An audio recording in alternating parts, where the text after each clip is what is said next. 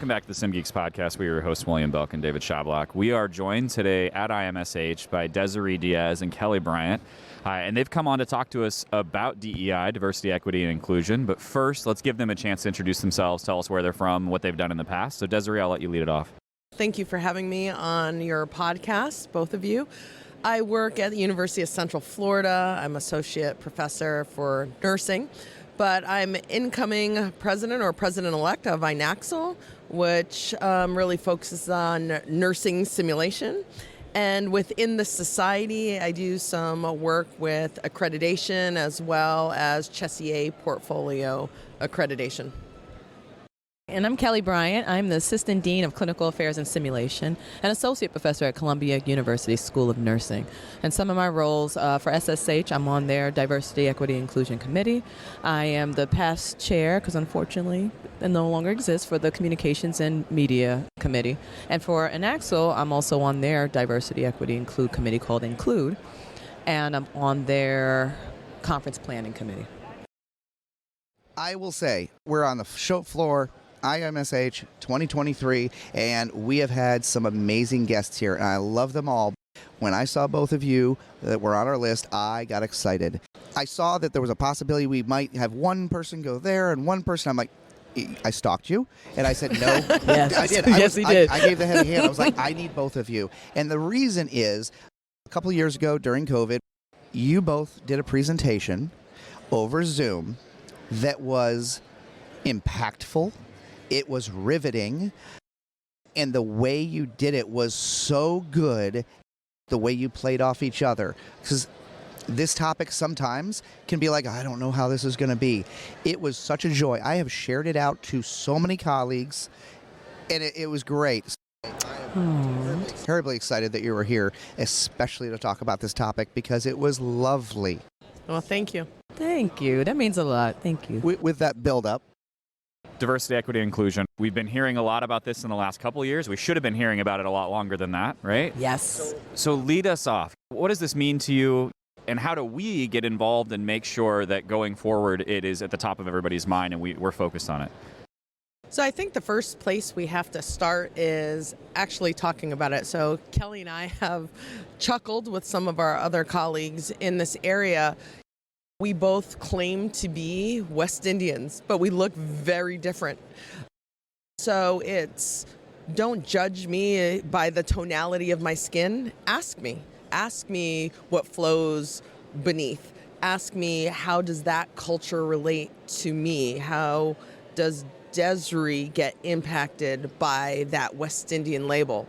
And then furthermore is asking the patients that you're around, because that really promotes patient safety. It promotes culturally congruent care, and ultimately it promotes that relationship with your provider. And that is terrifying to a lot of people, because again, my thing whenever I talk to a lot of people, whether it's this topic or anything, my thing is, I'm like, how do I be a good human?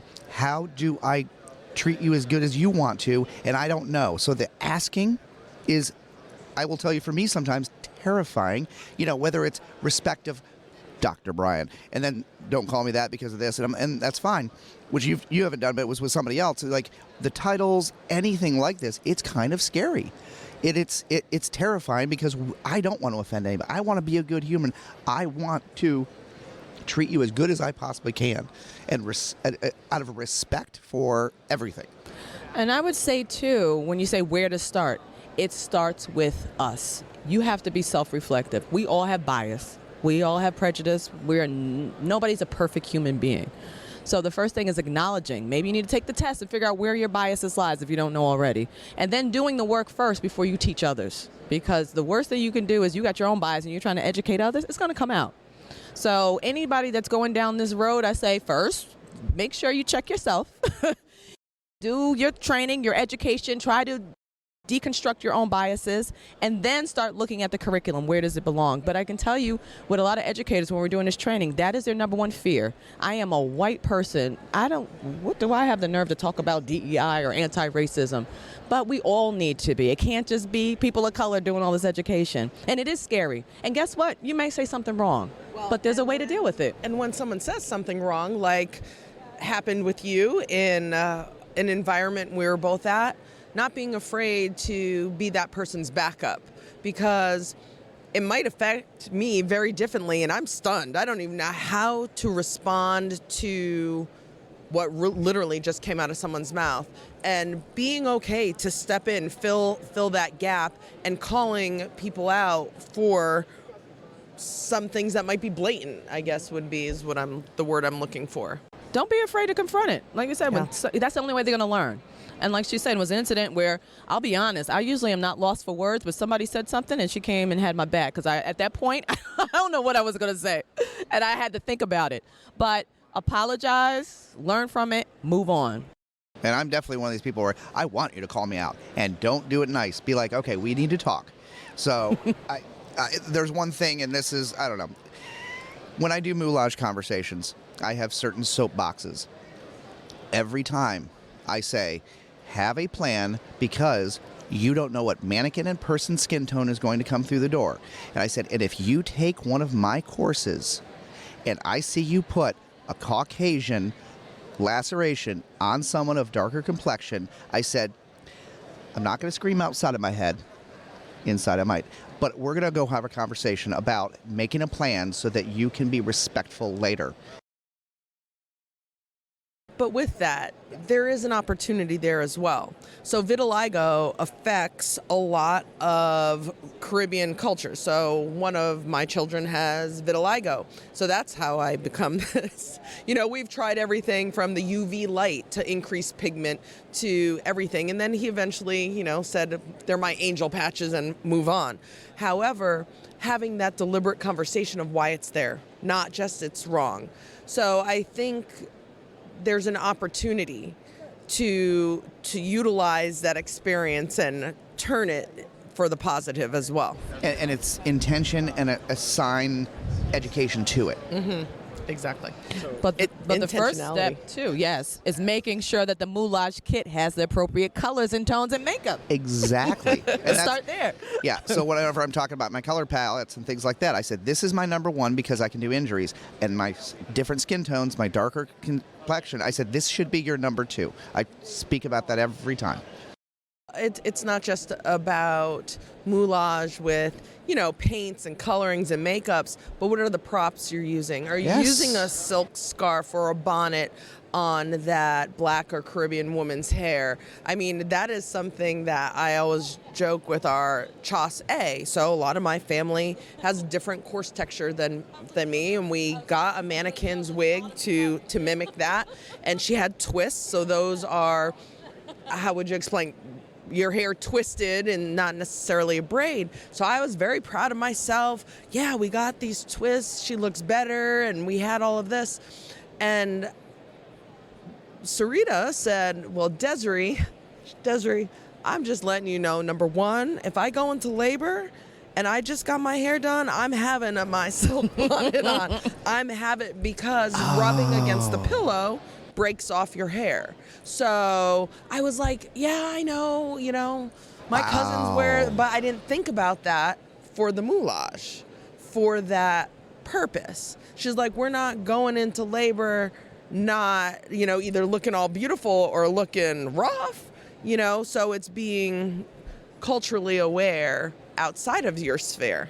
But only a Black person would know that. So that's why it's also important to have, I don't want to say content experts, but if you're doing a scenario like that, yes, you don't live in that culture. You don't live in that lived experience. So it's always good to refer to someone else that, so they can give you those tips and advice. So Kelly, you just brought up a very important story that happened to you very recently, right? And I won't ask you what happened, if you, but I do want to point out, it's January of 2023. Racism is very obviously still alive in this country, right? And probably in nation or worldwide as well.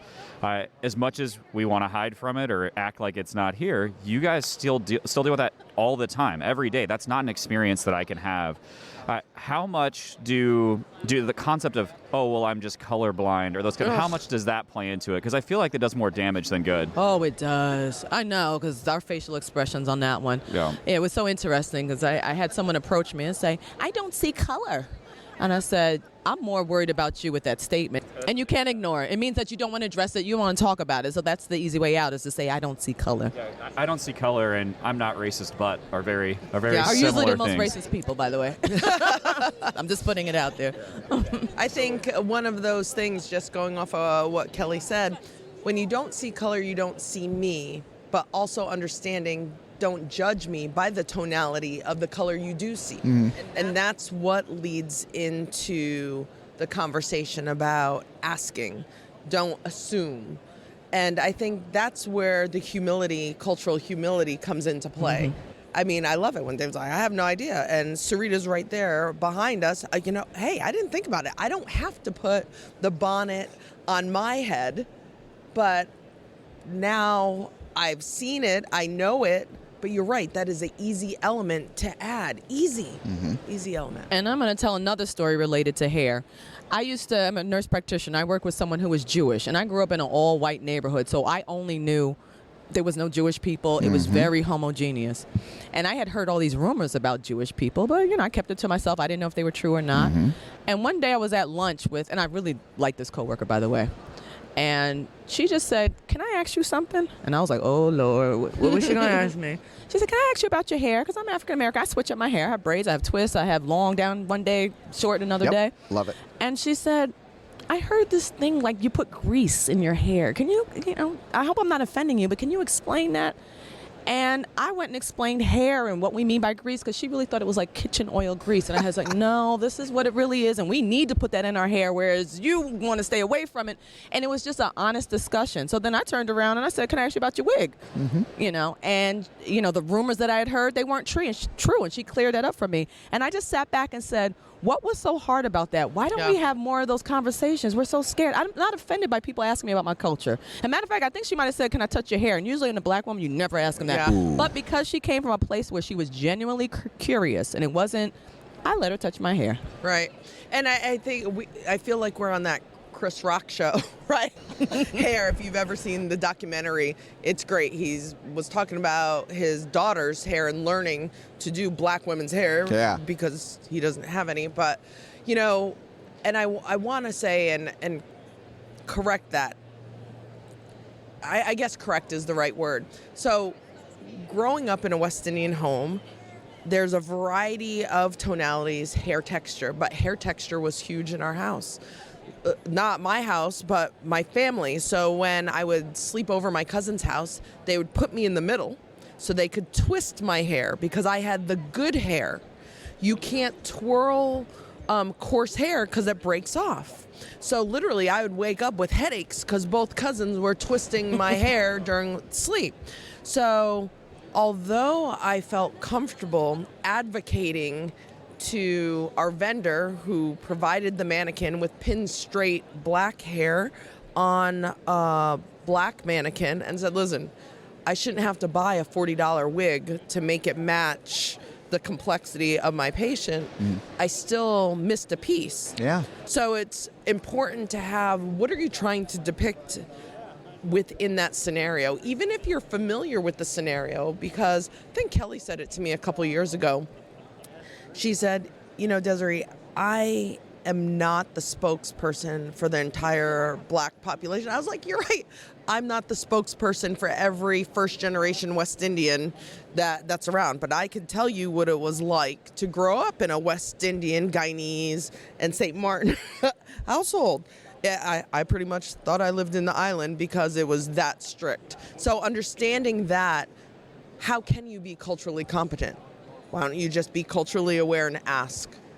And I want to, so I'm going to tattle on myself here. And so you guys have both mentioned, both West Indian, very different skin complexions. 10 years ago, I had a friend that I worked with for a while, was my EMT on the truck, big wall of muscle, right? And I truthfully, for a year at least, assumed that he was Polynesian, Hawaiian, Pacific Islander. And one night we were talking and it eventually came up, and I can't remember exactly what the conversation was, but he went, dude, I'm black. And in my, I always just assumed he was Hawaiian. And granted, it didn't really matter, right? It didn't come up, but he's like, no, my dad's from Sweden and he's 8 feet tall and white, and my mom is, a black lady from California. But again, skin tone to him, he was black. He was raised in a black household with a black mother. And But from the outside, everyone else looking at him, he looked like an island Hawaiian, right? So it's one of the things I talk about all the time. I check the black box. In a white and black America, I'm black.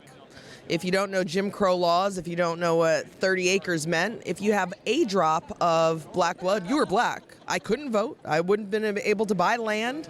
So you can't have it both ways. Judge me on my tonality, but then hold me to a different standard.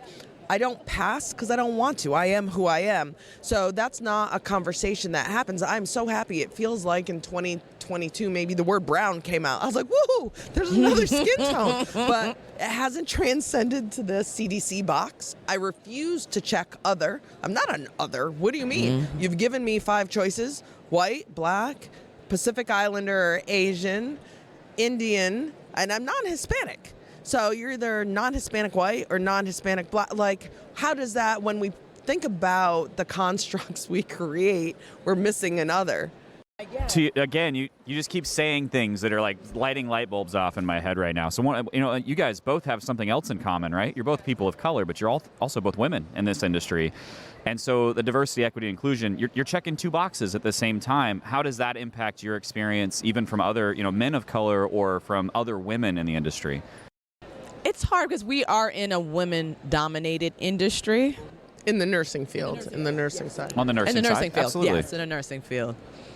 I will say I have seen that men in this field seem to progress through those positions much quicker and get to those, higher positions at C-suite much faster than us. That I have seen. And sometimes not, some people have more experience and have more, are better qualified. So that I have seen, I can speak on. The conversations are different. I haven't seen it as much, honestly, in the simulation world versus academic world. That is just very different there, And for anyone out there who's listening, not every minority needs to have to be your token on your committee. It is very frustrating. I get you want diversity, equity, inclusion, but I don't want to have 10 meetings because you need a minority on 10 searches. And then not getting the credit for it either. That's another problem. Doing all the work and you can't use that for your promotion, or even though it's taking up a lot of your time. Exactly. There's a lot to unpack there because there's a lot of good intentions. Hey, we want to be inclusive. We want to have, that's wonderful. But in that, are you having a culturally aware interview? Are you, if Kelly came to work in Orlando, great. There's places you can get your hair done like that. But if you were coming back to rural Kentucky, Montana. or Montana, absolutely. But that's something you need to address to her. If I'm going somewhere, I want to know what is the makeup of the schools. And not because I have school-age children anymore, but the makeup of the schools dictates the funding that goes into that community. How are the sidewalks? How is the drainage? All of that. It's social determinants of health. And you want to know where you're living. But don't put me in an all-white affluent area where I feel like I'm now singled out. And that still happens this day in 2023 because many people don't know redlining and what redlining is. I see on your... Nope. Please explain. So redlining was done by mortgage companies, which still does. So let me do a reverse question to you. Why do they need to know my race and ethnicity if I want to purchase a house? It shouldn't matter. So it should go on my credit score or whatever, my bank account. So they redlined counties, which they still do, and literally draw a red line on a map. And certain ethnicities weren't allowed to purchase within the red line. So if you Google redlining, there's great YouTube explaining it. People don't realize that happens today. So when you all talk about, and I'm talking about the proverbial you all, what's your race, why do you want to know is my question. What does that have to do with me purchasing a house? What are your intentions? And that still happens. But if we don't talk about it, nobody knows unless it affects you. So those things are what I want to know if you're hiring me. So I know that was a little soapbox on the This is exactly what we wanted, right? So I'm heartbroken right now because we just got to wrap it up. We went over. So I'm going to beg, can we do this again, please? I'm ready. I'm down. Don't give us a mic. Oh, yes, you're getting it. Oh, this can be an hour, 2 hours. We can go on and on and on. And I would love it because I really wanted to ask for help on something and let our viewers listen to this. So I will table that and we'll do it else. So, but thank you for your time. Thank you for having us. Thank you. This has been wonderful. Every time you guys give these presentations or something, I learned something I didn't know about myself, right? And just how eye-opening it is that there's so much I don't know about your experience. And so just having the last few minutes, I know it's felt rushed. This has been significant. I really hope that we can do this again, get together, because it's important for all of us to hear it and ask the hard questions, right? Stay tuned for part 2. That's right.